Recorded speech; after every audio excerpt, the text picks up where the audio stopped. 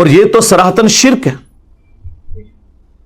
وہ بالکل واضح قرآن میں آیت ہے. کہتے ہیں جی آپ نے یہ تو بتا دیا کہ صرف اللہ ہی سے دعا مانگیں گے، اللہ کے سوا کسی اور سے دعا نہیں مانگیں گے. یہ کہاں لکھا ہوا ہے؟ جی لکھا ہوا ہے، پہلے زمانوں میں نہیں لکھا ہوا تھا. پہلے آپ کے اوپر کوئی اللہ نے ایسی چیز مسلط نہیں کی تھی جو آپ کے ان شیطانی وسوسوں کا علاج کرتی. اب اللہ نے مسلط کر دی ہے. لکھا پرانا ہی ہوا تھا، نکالا میں نے. سورۃ النمل کی آیت نمبر 62، امن یجیب المضطر اذا دعا، بھلا بتاؤ تو کون ہے جو اضطراب اور پریشانی میں گھرے ہوئے شخص کی دعا کو سنتا ہے. وَيَكْشِفُ السُّوءَ، اور تم سے اس برائی کو دور کر دیتا ہے، اس مصیبت زدہ شخص کی تکلیف کو دور کرتا ہے. وَيَجْعَلُكُمْ خُلَفَاءَ الْأَرْضِ، اور تمہیں زمین پر اگلوں کا خلیفہ کرتا ہے، یعنی تمہارے ماں باپ کے مرنے کے بعد تمہارے مرنے کے بعد تمہاری اولاد. اِلَٰهٌ مَّعَ اللَّهِ، کیا اللہ کے ساتھ کوئی اور معبود بھی ہے جس کی یہ کوالٹیز ہوں؟ قلیلا ما تذکرون، بہت کم ہی تم نصیحت حاصل کرتے ہو. یہ آیت اس بات کا ثبوت ہے کہ اللہ کے سوا کسی اور ہستی کے بارے میں یہ عقیدہ رکھنا کہ وہ دعاؤں کو سنتا ہے اور وہ مشکل کو دور کر دیتا ہے، گویا کہ اسے خدا بنانے کے، الہ بنانے کے، معبود بنانے کے مترادف ہے. اس کے بعد کسی آیت کی ضرورت نہیں. اہل تشیع کے ہاں صبح و شام کے اذکار میں یہ آیت موجود ہے، لیکن وہ عربی میں پڑھتے رہے. جب ہم نے اسے ہائی لائٹ کیا، سینکڑوں نہیں ہزاروں شیعہ نے شرک چھوڑ دیا، اور انہوں نے کہا ہمیں تو پتہ ہی نہیں تھا. اب تو میں نے اس میں اگلا ورژن ایڈ کیا ہے کہ جو مولا حسن علیہ السلام کو وصیت نامہ لکھا ہے مولا علی علیہ السلام نے، نہج البلاغہ میں موجود ہے. 3-4 صفحات پہ پھیلا ہوا ہے، توحید کا شاہکار ہے وہ خطبہ. اس کے بعد تو کوئی گنجائش نہیں رہتی کہ کوئی شخص مولا علی کا نام لے اور ان کے نام کے اوپر شرک کھڑا کرے. انہوں نے اپنے بیٹے حسن ابن علی کو کہا کہ بیٹا تم اس کی اولاد ہو جس نے ان قریب مر جانا ہے، اکیلا زندہ رہنے والا صرف اللہ ہے. تجھے جب بھی کوئی مصیبت ہو، جب بھی پریشانی ہو، صرف اسی اللہ کو حسن پکارنا. اور میرے بیٹے حسن یاد رکھنا، اللہ کا دربار وہ درگاہ ہے جس نے اپنا کوئی دربان بھی مقرر نہیں کیا. تم ڈائریکٹ اللہ سے مانگو. اگر مولا علی مولا حسن کو نہیں کہہ رہے کہ منو بھی چھپا میں وسیلہ اور توسل تے باقی سارے بابے تے شاہی کوئی نہیں. یعنی یا علی مدد کو اگر توسل کے نام پر دھوکہ دینا تھا کسی نے، شیعہ نے یا بریلویوں نے، تو اللہ کے بندو مولا حسن کو بتایا جاتا نا. قرآن میں 40 کے قریب دعائیں آئی ہیں انبیاء کی، کسی میں کوئی وسیلہ توسل نہیں ہے. اور وسیلہ اور توسل تو یہ ہے کہ اللہ کے نیک بندوں سے دعا کروائی جائے، ان کی دھونس لگانا اللہ کو، ان کو پکارنا اور کہنا کہ جی وہ اللہ سے دعا کریں گے اور ہمارا مسئلہ حل ہو جائے گا. جی دنیا میں موجود ہو تو ضرور کروائیں. وہ تو ڈائریکٹ بھی جا کے ان سے آپ مدد مانگ لیں. میرے سامنے اگر عبد القادر جیلانی بیٹھے ہوں تو میں انہیں کہوں کہ حضرت مجھے پانی پلا دیں. لوگوں کو تو آپ بتاتے ہیں نا کہ اتنی نیکیاں ملتی ہیں کسی کو پانی پلانے کی، تو مجھے پلا دیں.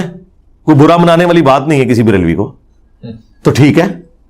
لیکن عبد القادر جیلانی وہاں بغداد میں دفن ہے اپنی قبر کے اندر، اور میں انہیں کہوں کہ مجھے پانی پلا دیں. وہی بات، وہی جملہ، صرف کوآرڈینیٹس بدلنے سے شرک ہو جائے گا، کیونکہ میں نے انہیں دعا میں پکار لیا. ہاں وہاں زندہ بیٹھے ہوں، میں فون پہ کال کروں اور میں کہوں کہ حضرت نیسلے کی 2 بوتلیں بھیج دیں کسی مرید کے ہاتھ، تو بالکل جائز ہے. اس طرح کا وسیلہ اور توسل تو بالکل درست ہے. لیکن جو آپ نے کلیم کیا ہے یہ تو امت کو آپ نے شرک کی طرف لگا دیا.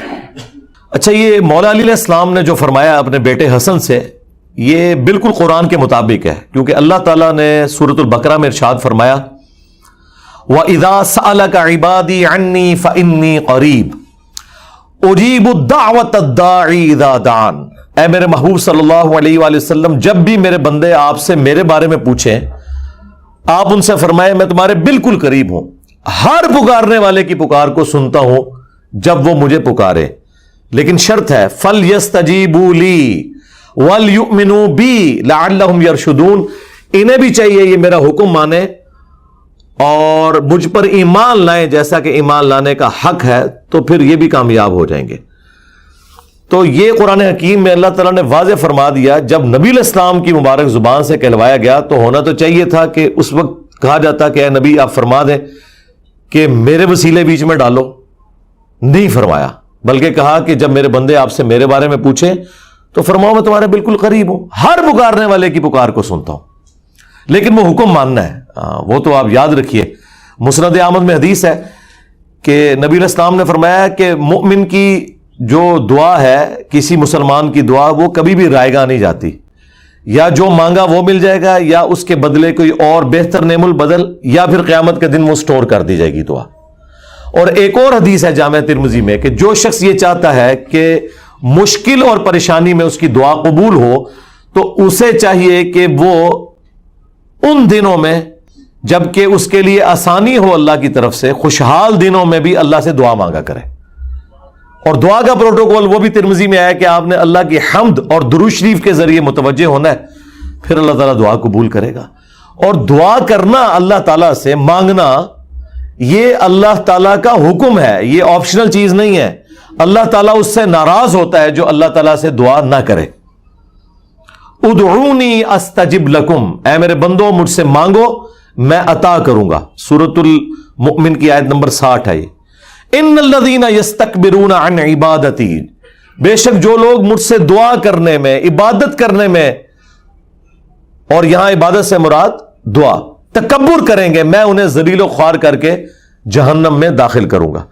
اور یہ جو اس میں دعا کو عبادت کہا گیا وہ حدیث بھی ہے ابو داؤد کے اندر، ترمذی میں، ابن ماجہ میں، الدعاء هو العبادہ، دعا ہی تو عبادت ہے۔ پھر حضور نے اپنی بات کے ثبوت میں یہی آیت پڑھی، ادعونی استجب لکم، اے میرے بندو مجھ سے مانگو میں قبول کروں گا، اور جو مجھ سے مانگنے میں، دعا کرنے میں تکبر کریں گے میں ذلیل و خوار کر کے انہیں جہنم میں داخل کروں گا۔ اللہ وہ بادشاہ اور شہنشاہ ہے کہ جس سے نہ مانگا جائے تو وہ ناراض ہو جاتا ہے، اور دنیا کے بادشاہ وہ ہیں جن سے مانگا جائے تو وہ ناراض ہوتے ہیں۔ یہ جناب فرق ہے۔ تو مولا حسن علیہ السلام کو جو مولا علی نے وصیت کی تھی وہ عین قرآن کے مطابق تھی، الحمدللہ۔